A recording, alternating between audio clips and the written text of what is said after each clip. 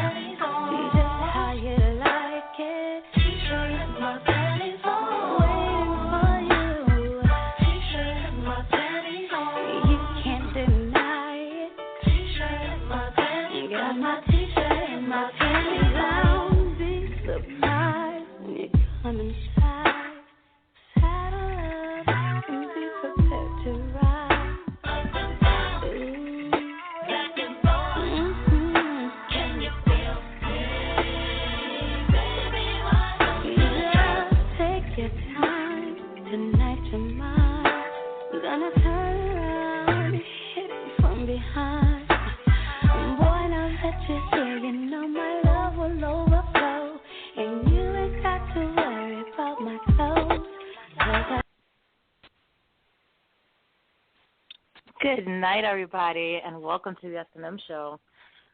Thank you for tuning in. Tonight we got like a little surprise. Ava, you there? Ava? I am. Why do you sound so down? I'm tired. I did a photo shoot today. I'm extremely exhausted. You can't be tired. You should be happy. We're going to be talking about one of your favorite subjects today. Darling, my favorite subject. Let's see what could possibly be. The lovely vagina. But actually, our resident switchboard guy, Leon, he called out on us, and thank God that we have Brooklyn Black from Pregame Radio with us. So he's holding us down. Definitely came through. Like in the heat what's of the going on? So we love you. The ladies of S&M love you. And you're about to be our new daddy, so to speak. We're about to move on to Pregame Radio Network soon. Yeah, definitely. I'm looking forward to it. It's going to be some real epic shit once it was hatched. You know, once the idea came to mind and me and Spill talked about it, it was definitely a good thing. So I'm just waiting for it. And I'm glad to be here for the craziness tonight, so I know I'm getting the taste of. Are you excited to talk about pussy tonight? You should be. Sure. It's like in what capacity? Speaking of that, I think we have our guest on, Kimi LeVadge. She's from vforbadge.com, and she not only speaks on the different things that you can do with, you know, in sex, enjoying it from a health aspect, from a recreational aspect, but she also sells like toys and tells you how to use them and all that good stuff. So we wanted to focus on the vagina today, and I know she has, like, a lot of good, awesome tips for you and probably some cool stories. So we want to bring her in if she's there. I'm here. Yeah. Hey, what's up? Not much. How's everybody doing? We're fine. Welcome to the S&M Show. Thank you for having me. Awesome, a pleasure. So what do you have for us? First off, I love the name Kimi LeVadge. Thank you. How did that come about? Well, I've been studying sex health for a long time. It's been almost a decade. So, I mean, if it's not the most important part of the body, I think it's pretty important. I agree. The vagina is very powerful. I mean, right now it's running neck and neck with the mouth, kind of. Okay. But I think the vagina is always going to be number one. The vagina brings joy.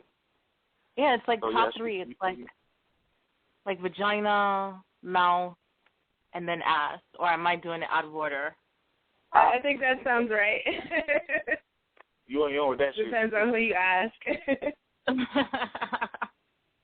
What do you think, Ava? Like, that's like a main dish over there. So, but you're a guy. What do you think? Is that like top three? How it should be lined up? Vagina. Well, I'm mouth. not really a ass-play type of person, but definitely, yeah, vagina number one, then mouth, yeah, like, you know. But you really can't have one without the other. Like, I don't understand how women nowadays swear they have good vagina but don't give head. But, hey, that's another subject for another day. That is another subject, but I don't understand what one has to do with the other. Having awesome vagina doesn't necessarily mean that you have to give head. That's the package. Like, that's the package. You can ask any dude that calls up, you know what I'm saying, or whatever, they'll tell you, like, yo, you get a chick who has great pussy and gives good head, damn right he's putting a ring on it. Yeah, God. You know what? You're right. That is another topic. I'm just saying. But today we are talking about vagina, the pussy, the kitty cat. That's what we're talking about today. Yes, the kitty. Definitely. So what you got for us? So, I mean, I want to start off with overall health, and then I'll be talking about toys, like different kinds of materials, what kind of toys are available. And then the last thing, which I think is probably the most important thing, is Kegels. I'll be talking briefly about that. I'm always doing that. Like, I'm doing them now just from hearing it. Me too.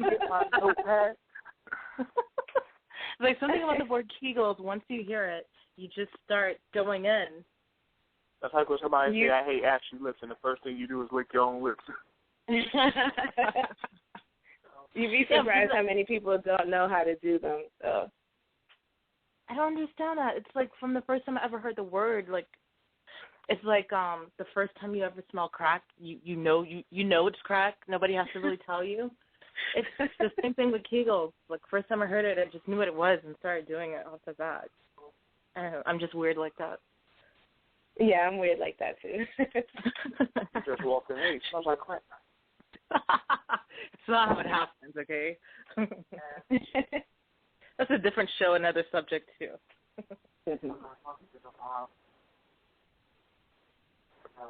So, what would you think, like, overall, what most, I guess, women neglect health-wise when it does come to the vagina?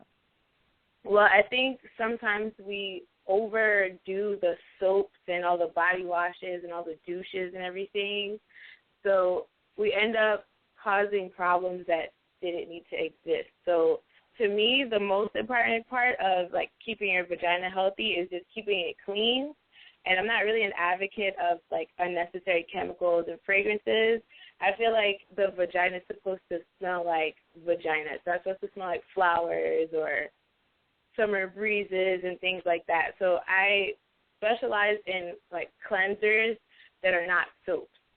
So we just want to keep it clean so that we can keep the pH balanced, because sometimes the cells, they irritate the vagina and they cause all types of other problems. So that's like a key element to me, is just making sure that you're healthy, you're clean, and everything else pretty much falls into place after that. You don't have to worry about smells and all that other other things that come along with that. And then the second, I'm sorry. Go on, continue. I'll just save it all for last, like hit you up. Well, the next part I wanted to talk about is keeping it tight. So on my site, I offer exercise techniques as well as instructional videos on how to use products like Kegel balls. So if you've never used them before, they're pretty much notorious for tightening the vagina, tightening the vaginal walls, and strengthening the pelvic floor. So it's not only good for sex, but it's also beneficial during pregnancy and basically overall aging. So I just want to touch on the Kegels briefly, but I'll save that for last. So with the balls that you were just talking about, because I think I had them, are those are pretty much like the same as Kegel pods? Right. They have a couple different names. Mm-hmm. Sometimes they're called Benoit balls. Giant anal bead kind of thingy. Yeah, they're pretty. The smart balls are the big ones. The Benoit balls are the two. Like sometimes they're glass, sometimes they're metal, and then they have also the yoni egg. It's just an egg-shaped pod. It's made out of stone, and it's weighted, so it basically helps you. It's like push-ups for your vagina, basically. Right, because I'm not gonna lie. When I first got them, it looked cool. So that's why I got it. But then I got it. I'm like, what the hell am I supposed to do with this? And I shoved it inside of me. And I'm like, okay, well, nothing's happening or whatever. So I ended up just practicing, like, popping them out. Mm-hmm. Right. So ultimately the goal is to figure out how to take them out without using your hands. And when you reach that part, you're basically like a pro. So when you get to that level, you're like on ninja grip. You can crack walnuts with your vagina, basically. I was just talking to somebody about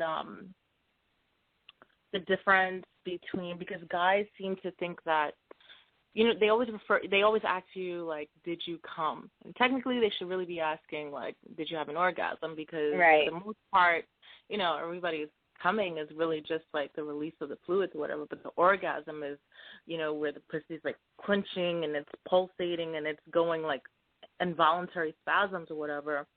And I know with me, like when I'm having an orgasm, those 5, 6, 7, 8, 10 seconds of like spasms are like super violent, and it feels like I could grip the world with that.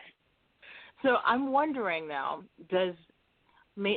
for a female that doesn't have so much of maybe her cooch isn't so tight, but when she's coming, is her stuff still, crazy tight like that? And that second or whatever when she's coming?